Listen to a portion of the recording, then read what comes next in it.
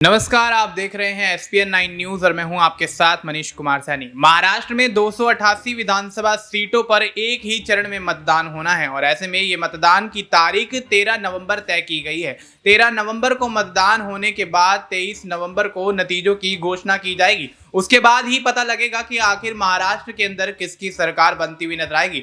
जहां एक तरफ एनडीए गठबंधन पूरी तरह से आश्वस्त होकर दावा करता हुआ नजर आ रहा है कि महायुति की सरकार को गिराकर कहीं ना कहीं उनकी सरकार बनने का अनुमान लगाया जा रहा है। और ऐसे में जिस तरह से एनडीए गठबंधन पूरी तरह से आश्वस्त होकर सरकार बनाने का दावा कर रहा है, तो वहीं दूसरी तरफ महायुति जो कि मौजूदा सरकार में है, वो भी कहीं ना कहीं अपनी सरकार दोबारा से बनने का यहाँ पर पूरी तरह से ताल ठोकते हुए नजर आ रहे हैं। और ऐसे में देखा जाए तो महायुति और एनडीए के बीच सियासी खींचतान काफी ज्यादा मजबूत होता हुआ नजर आ रहा है। और ऐसे में अब जिस तरह से महाराष्ट्र के अंदर समीकरण बनते नजर आ रहे हैं, उससे यह अंदाजा लगाया जा सकता है कि महाराष्ट्र के अंदर 288 विधानसभा सीटों पर होने वाले चुनाव से पहले कहीं ना कहीं दोनों ही गठबंधन के दलों के बीच सियासी खींचतान का दौर काफी ज्यादा गर्माता हुआ नजर आ रहा है। महाराष्ट्र के अंदर चुनाव से पहले जिस तरह से महायुति एनडीए के दलों पर कहीं ना कहीं हमलावर नजर आ रही है, तो वहीं एनडीए के दल भी महायुति पर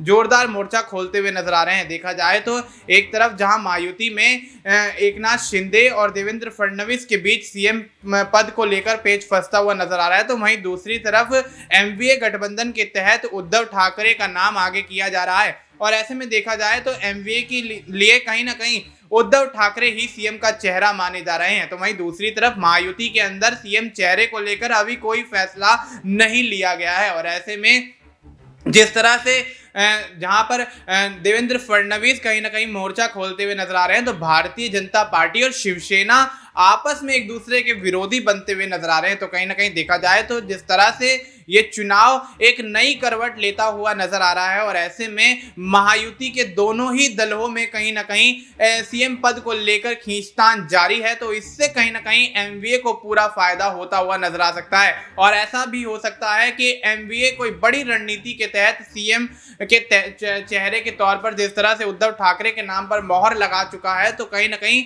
महाराष्ट्र के चुनाव में कोई बड़ा फेरबदल करते हुए उद्धव ठाकरे कहीं ना कहीं महाराष्ट्र के आगामी सीएम बनते हुए नजर आए। क्योंकि देखा जाए तो महायुति के अंदर फिलहाल मुख्यमंत्री के चेहरे को लेकर पेंच अब भी फंसा हुआ है, लेकिन एनडीए सीधे तौर पर उद्धव ठाकरे के नाम पर मोहर लगाता हुआ नजर आ रहा है। देखना दिलचस्प होगा कि महाराष्ट्र के अंदर आखिर मुख्यमंत्री कौन बनता हुआ नजर आएगा। और अगर महायुति गठबंधन एक बार फिर से जीत दर्ज करता है, तो सबसे बड़ा सवाल यह है कि महायुति किसको अपना मुख्यमंत्री चुनता हुआ नजर आएगा। क्या उद्धव ठाकरे जिस तरह से दावा करते हुए नजर आ रहे हैं, उनके सामने यहाँ महायुति के दलों में जो खींचतान मची हुई है, उसमें एकनाथ शिंदे मुख्यमंत्री बनेंगे या फिर देवेंद्र फडणवीस महाराष्ट्र के अगले मुख्यमंत्री होंगे। देखना दिलचस्प होगा कि आखिर महाराष्ट्र में मुख्यमंत्री का चेहरा कौन होने वाला है। फिलहाल आपको इस मुद्दे पर क्या कुछ लगता है, आप अपनी राय हमें कमेंट करके बता सकते हैं। बाकी देश और दुनिया से जुड़ी तमाम जानकारी के लिए आप देखते रहिए एसपीएन 9 न्यूज।